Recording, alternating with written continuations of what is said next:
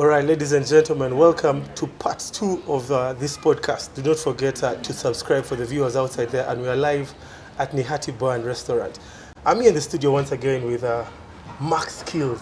Where did that name come from, Max Skills? Well, that name came from the fact that I used to handle the ball pretty well, and I could do a lot of things with the basketball. I could easily get to my spots. Not to brag, but I was really pretty good at basketball. Oh, we know this. I know this. This one I know. I played against you. I marked you. I know how skilled you are. Yeah. So the name came from your peers. They always give you the name. Definitely, like in basketball, you never give yourself a name. The name comes from your peers. Yeah, like the Mamba, right? Like the Mamba. That's it, huh? So the name came from the guys you competed against. Yes. Moving on from high school, you joined Rhino basketball team. That's a legendary team. Yeah. How was Rhino basketball team? I mean, I saw you play for Rhino. I mean, I was in Vegetarians. You played for Rhinos.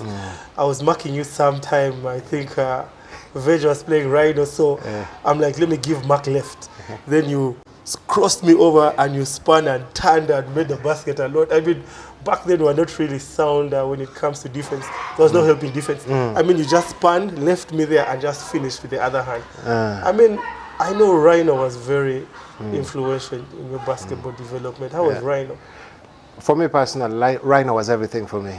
You understand? Rhino is what changed my game. Even my growth spurt as a person came when I was in Rhino. My change in the game came when I was in Rhino. To be honest with you, I owe most of my success to Rhino. And I remember you won a championship with Rhino when you were Division 1. Yeah, I won a championship with Rhino at Division 1. I was, we had a couple of guys, but to be honest with you, that was my best time. All my game came together at that time. I was literally doing everything. I was attacking the rim. I was handling pretty well. Tough situations, coaches would throw the ball in my hands, and then you see defense on the other side falling back. Yeah, I remember you had a trademark headbutt, something like that. That was the time, man, we were growing up. So it was a really beautiful time to be playing basketball. But Rhino for me was when the whole skill set came together, and my name started buzzing. My name started buzzing when I was in Rhino, and people just started, you know, like people started falling in love with my game. There was a lot of critics coming out as well. You understand, when you're playing well, there's a lot of critics coming out, and then, but I had a very amazing coaches at Rhino. It didn't matter what noise was coming in from outside. Coaches like who? Mapesa. Of course, Mapesa, Omondi, and then of course the person, they used to call me OF son, you understand? In Rhino, like OF, like real took my game to a whole new level. It just gave me all the confidence I needed as a player. You know, sometimes as players you can be skilled, you can be really good, but being able to express it when you're out there on the basketball court is totally different. That's why I can look into the camera directly and tell most kids who are out there, play for coaches who believe in you. Don't play for coaches who are trying to make you prove a point to them. Because a lot of love is lost in trying to prove a point to the coaches. Coaches who believe in you make you go an extra mile. Even when you lose the ball on offense, you're inspired. You want to run back and get back. And even when you get it back on defense, you see the coaches applauding you. When you play for coaches who believe in you and are able to let you express yourself, contrary to playing for coaches who want you to prove a point to them, you start hating the game. And it's not a good space to be in. Rhino, myself, I owe it to Rhino. There was Coach Johnny. I remember there was Hamza. I remember there was OF as one of the coaches. I remember there was Mutebi. Mutebi Rondi. I remember all those were Rhino coaches. All those built your basketball in when you're in Rhino. Definitely. All those guys, you know, played a part in who I became as a basketball player. Even God also had a short stint at Rhino where I would come and help us with a couple of games here and there. But overall, all the coaches at Rhino and my teammates that I had contributed greatly. What teammates? We're talking about teammates. Which teammates are these? Hey, man, we had a lot of teammates, man. Number one teammate, like the time I won MVP still with Rhino when we won the championship. The other guy was Omony Walter. Having a bad day on the court, Omony Walter would pick up. You understand? We had Omony Walter, we had Farmer Sebatindra, you know him. Of course. The Joker Council. Known everywhere, and then we had people like Bongomin Joseph Bongos, you understand? Magic left, and then we had Nasa Katumba as well. Nasa played for us. He had a short stint with us. Katumba. Nasa was a baller, man. He used to jump up high. He played for Rhino, man. For real? He played for Rhino 2011 prior to me leaving. That was in NBL. Huh? Yeah, that was in NBL when we had qualified NBL. Actually played the first game when we played in Kumba, our first game in the NBL where we beat Kumba. Where it was really life-changing for me at that time. First season, first time coming into the NBL. And then we went up against Kumba. And Kumba at that time had guys like Julio, Philip Wakimwero, and all the Timothy Odeke was the coach. We had a very solid run against those guys. I mean, my question is, why did you join Rhino after high school? Were you drafted? Of course, there are no drafts in Uganda, I beg your pardon, but why did you join Rhino? I mean, there are lots of teams you would have gone to. Well, like I said before, you know, you play for coaches, you go to teams that believe in you, contrary to going to teams that are just picking you up because they're looking to fill up spots on their team. But for Rhino, I was heavily recruited, you understand. Those guys wanted, because we used to pick up from VCC, and a lot of them used to come out and practice from VCC as well. So every time you're picking up with them, they would see like, oh, they would see some moments of brilliance. So we're like, oh, actually, like this kid players? Can actually play. I don't think... oh, of course... I remember Kalule. Was it Kalule Ronnie was part of Rhino when you played for Rhino? Yeah. So those are the players who recruited you. There was Ronnie Kalule, and then there was this guy who went to the States. What's his name? Is Becca Mande's uncle or older brother. What is his name? Ndamaje Robert. Yeah. He was very instrumental. He's actually one of the guys who really pushed me to really go higher. He saw me the first time we played. He was like, this kid can actually play, you understand? So he was very instrumental, but Ronnie Kalule recruited me, Robert Namaje encouraged me, and then there were a lot of other players used to play in Rhino, like my peers. Like Pippen told me, come out to Rhino. Ronnie Mutebi told me, come out to Rhino. We had guys like Yaya, used to commute from the same place with Yaya. Who's Yaya? I don't know Yaya. Chinji Yaya, you don't know him? Kalia Subula. Yeah. Yaya told me. So we had a couple guys. And then we had the older guys who believed in me. And then you have these peers that we used to play with. They also believed in me. Yeah. So us just playing together, everything just came together. It's like, you know, pieces just fitting together. I know you won a championship with Rhino during your MVP year. Take me through one of those games when you're in Rhino and you had to really win and you came through strong for the team. Well, the game that really stuck out for me, I still remember it till this day, was the game when we were going up against MBC Rocks in the semi-finals. They had Caesar, they had the old schools right now, Namungo, Walker was their coach at that time. They had a couple of players who were really, really good. But they had also... Oh man, the best rebounder who was on the national team at that time that we played was Rumanyika Ivan. Yeah. They had a very solid team. Rumanyika was on the national team by then? No, he wasn't on national team, but that was his time, like he's come out, like he was making waves, you understand? His name was really buzzing, and everybody was saying there's a new kid, he would really pick rebounds, he was big, he had long arms, he had a very crazy reach. But that game was really, really solid going into that semi-final, because that was a turning point for us. If we don't, no matter how well you play during the season, if you don't make it past that point, there's no NBL for you. So they gave us NBC Rocks at that time, and we won the first game. And then the next game we were playing, so the next game was a close game, was a close game. We scored one, there were so many league changes in the game. Until somebody called me on the side, OF called me on the side, said, you know what, you're leader of the team. You need to act like it. These are the moments that define you, you understand? He told me these are the moments that come. Whatever it is that you know, that you've learned over the years, this is the time for you to display. That was like, you know, fourth quarter? That was like third quarter heading into the fourth quarter. So just started galvanizing guys around, talked to Omwani Walter, Male was playing at that time. We came together. Now that's the time I learned how to become a leader. Just talking to guys, giving them positive energy and leading by example. I remember Namungo Nicholas came with the ball. He was half court. He tried to cross me over, you know, the go-to Iverson crossover. I saw it like from a mile away. I stripped the ball, went and laid up, and then I came down. I think Omwani was coming, he was on the block with the ball, came, set a pick, and then I rolled up in the middle, he passed it, I shot the ball, and then from that point on, when they started pressing, the ball came in my hands, and they used to isolate for me because I was pretty skilled with the ball, and I could do so many things with it, and I used to get one-on-ones consistently, started drawing fouls, attacking the rim, and I was being put on the line, I was knocking down free throws. And then after that game, actually, it was a welcome to Jesus moment for me. I actually realized, I was like, okay, I'm actually really good at this game. You understand? I'm really good at this game. I started like gaining a lot of confidence. You understand? And it was really instrumental for me. That's when that's one moment that really stuck out for me. And from there, I run out. Even when we went to power hitters in the final, everything for me was just working. Power hitters. That was Mook Youth Hitters. Yeah, former Mook Youth Hitters Makerere team. Yeah. I mean, tell us about that final. It was your MVP season, right? Yeah. How did the game swing? Like, best of 3, I know. Yeah, it was best of 3. And we never gave them a chance. We took competing against which players?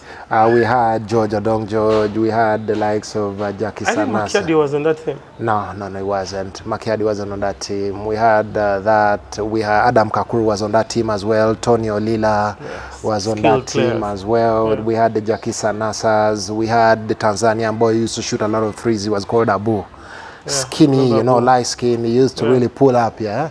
And then there were a couple of guys there. They had a very good coaching staff. Brian Wadhum at that time. They had that's a Kobe guy, definitely. Kobe guy. And then we had Peter Mubanda was also on the other side, always talking with a very strong accent. And then they had a really solid team. But for us, our mindset coming into that series was like nothing was really stopping us. You understand? If we were able to overcome MBC Rocks at that time, really nothing was standing in the way of the championship. And for me personally, as Mark, the game now became pretty easy because of the way I played in the semifinals. Everything was just clicking for me. I was getting to my spots, scoring the basketball, I was assisting, I was playing defense. I was literally all over the place. Yeah. And for me that time, it was a stage for me, it was an opportunity for me to showcase my skills. And after I played those series, it was no surprise to me that MVP was mine that year. It came as no surprise to me. That was well deserved. Yeah. I mean, after Rhino, you joined Warriors basketball team. I mean, me and you have been teammates twice. Huh? Yeah. You joined Warriors, and why Warriors? I know your kind of basketball was definitely the power kind of basketball. That's transition, knocking down shots and everything, crossing over. Why did you join Warriors? I mean, it was a shocker for very many people. Yeah. It was a shocker from very many people, and most of the time people were telling me, you need to come back home to power, you need to come back, like your style of play fits power basketball. But beyond that, for me personally, it wasn't just about basketball. And why did you pick power? Huh? Why did you pick power?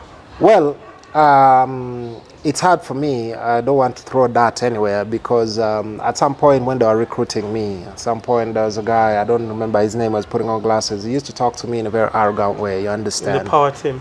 No, it wasn't on power team because I already knew a couple guys on the power team, like the late Richo. It was really, he was very encouraging. Ike. I knew a lot of guys at that time on the power team. So I was recruited, but the guy who was in charge of recruiting at that time, there was always spoke. He was in a very rude and it's like, man, if you don't want to come play, if you don't want to come play, don't play and stuff like that.